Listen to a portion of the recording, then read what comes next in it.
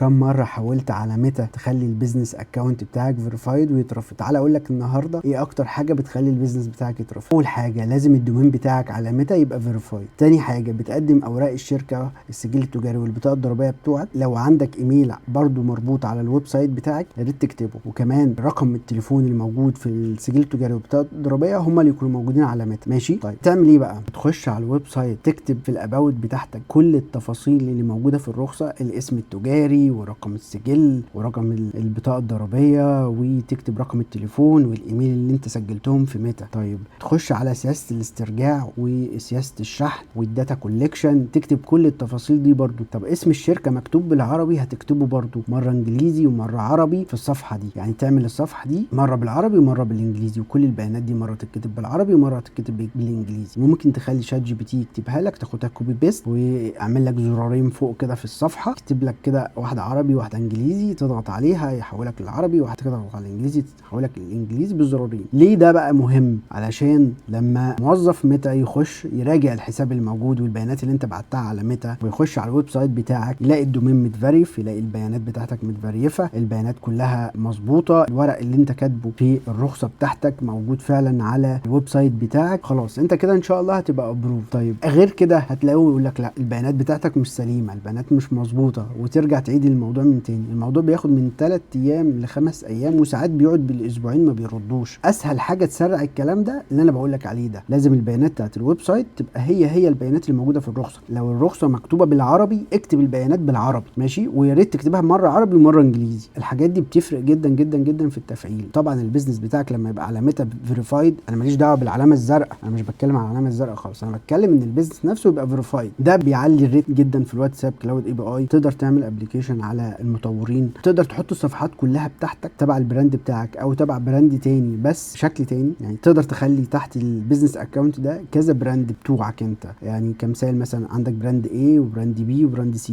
تربطهم الثلاثه دول بنفس البيزنس اكونت، وعادي ممكن تشتغل من نفس الاد اكونت او تاني، وتقدر تفريف برضو الدومين بتاع كل براند. بس انت قدام ميتا كده البيزنس اكونت ده فيريفايد، خلاص هم واثقين فيك وعارفين كل التفاصيل عنك وعارفين البيزنس بتاعك، وتقدر تتطور في حاجات كتير بعد كده. اي حد محتاج يفعل واتساب كلاود اي بي اي انا موجود، ولو حابب ان انا افريف لك الحساب بتاعك تحت امرك، جهز ورقك وكلمني.